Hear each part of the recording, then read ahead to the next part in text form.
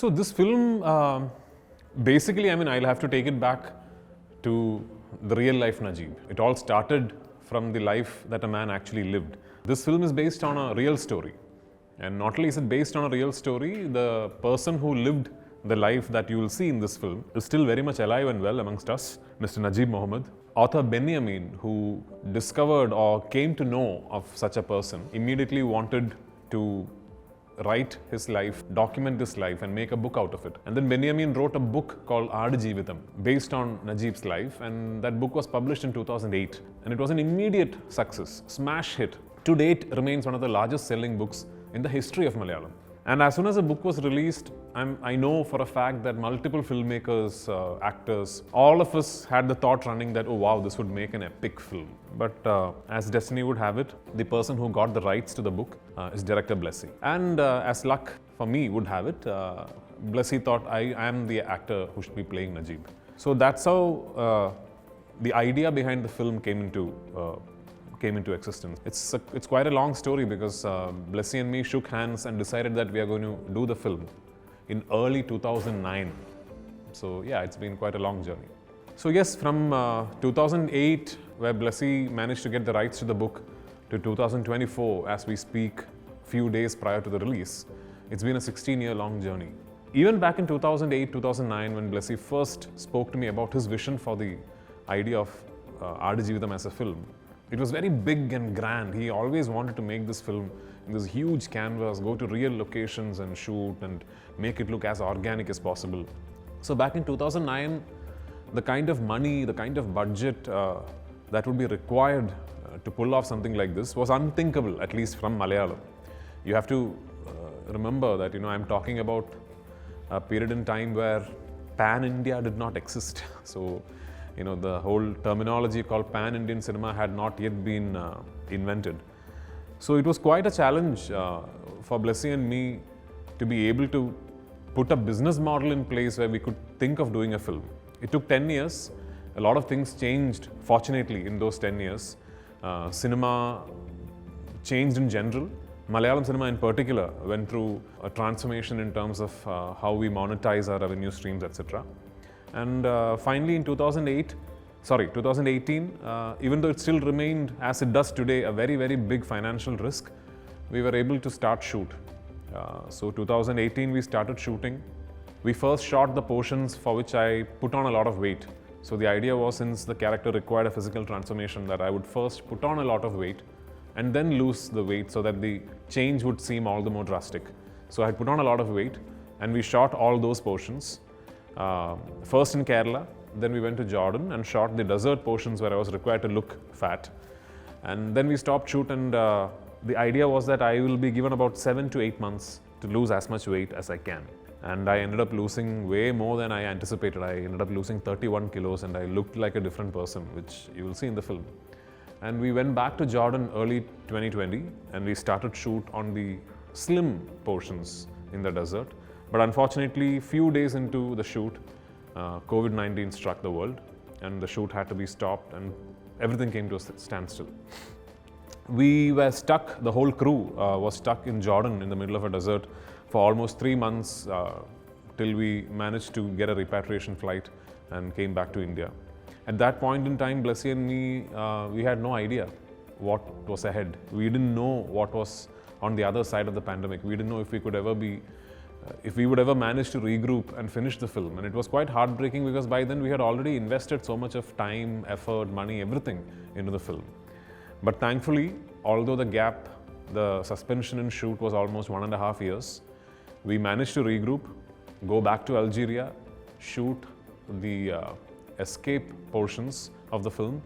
Then we came back to Jordan, we shot what we could not shoot in 2020. Then finally we came back to Kerala. We did a patchwork of a couple of scenes that had to be shot inside a set. And the film finished its shoot in 2022.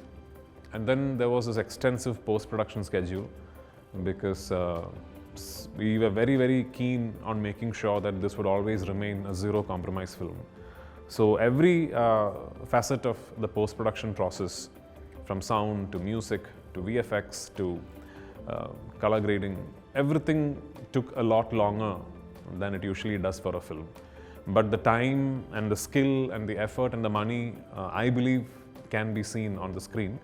Anyway, finally, as we are sitting here, 16 years later, 2024, 28th of March, the film is hitting the screens, cinemas across the world. I couldn't be happier.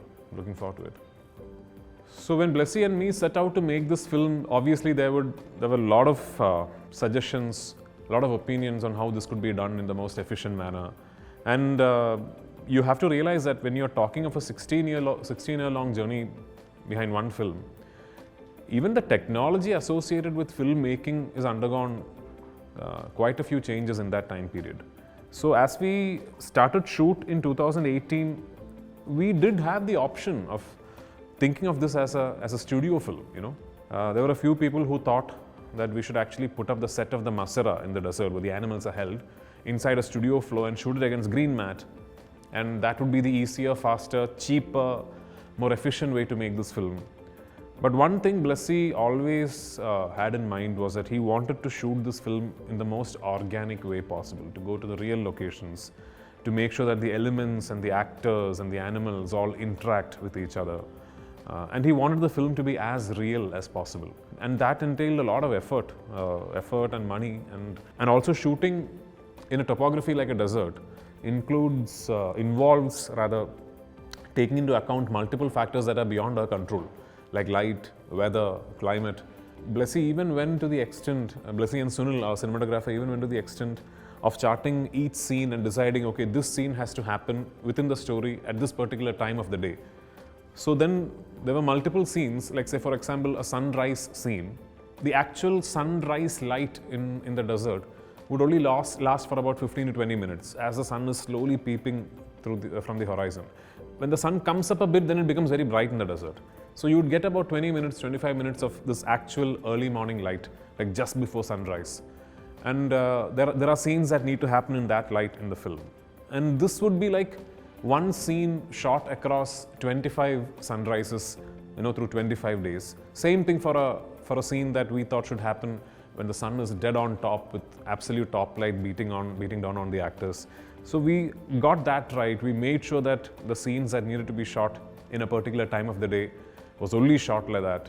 There's a sandstorm sequence in the film. In Vadiram, where we shot, we get these sandstorm alerts that at this particular date that you are in, there's a warning for a sandstorm. And usually if there's a sandstorm alert, you do not go out. You don't shoot that day. But the filmmaker that Blessy is, when we got this entire dates of potential sandstorm alerts in Vadiram, Blessy started thinking in terms of how can we shoot in the real sandstorm. I don't know if anybody's done that. But the technical crew, in terms of the camera operators and all, they said, it's impossible, the cameras and everything are going to get spoiled. But then Blessy said, no, I really want to capture the actual sandstorm, and if there's something that happens to the cameras, I'll guarantee that I buy you a new camera and all that. And we shot inside a real sandstorm. So the sandstorm sequence you see in the film, of course there is VFX involved, there is CGI involved, and not all the shots, but there are a lot of shots in that sequence that we shot inside an actual sandstorm. The primary thanks for that has to go to this one man called Blessy, our director, because like you rightly said, all the others involved in the project, myself included, we have all done other films in between this journey, But director Blessy for the last 16 years has been singularly focused on this one film. And I think it's his conviction, his laser-like focus, his belief in what he's creating that led the team, that made sure that we were all traveling coherently in the same direction.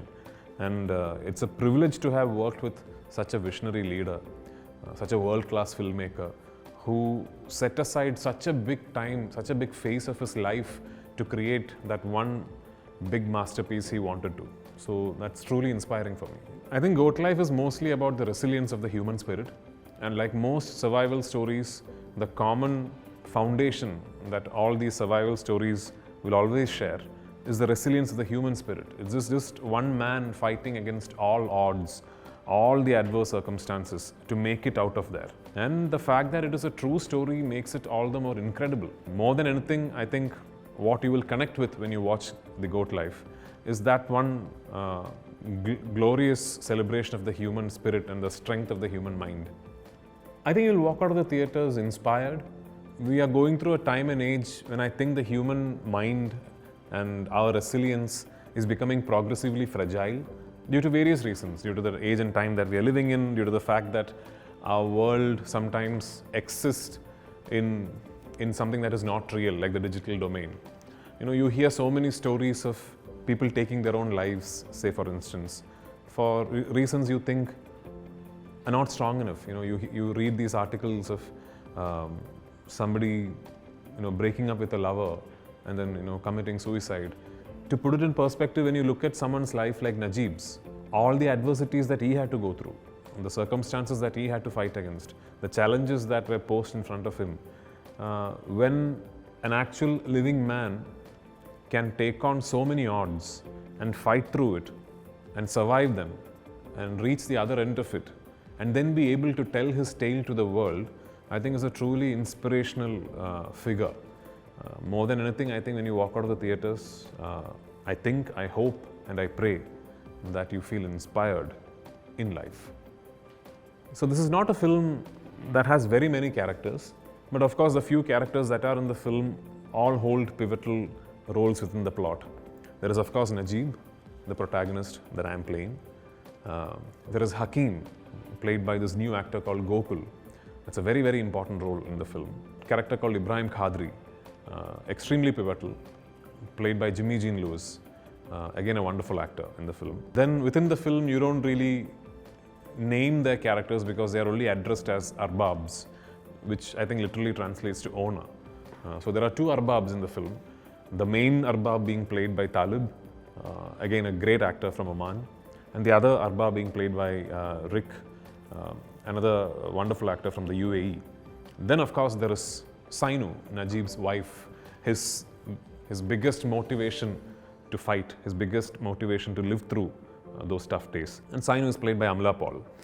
Then there are a lot of other characters. All of them hold a very small but significant place, mostly in the flashback of Najib's existence, of that part of the story where Blessy tells you who was Najib before he landed up in the desert. What did he leave behind in those points?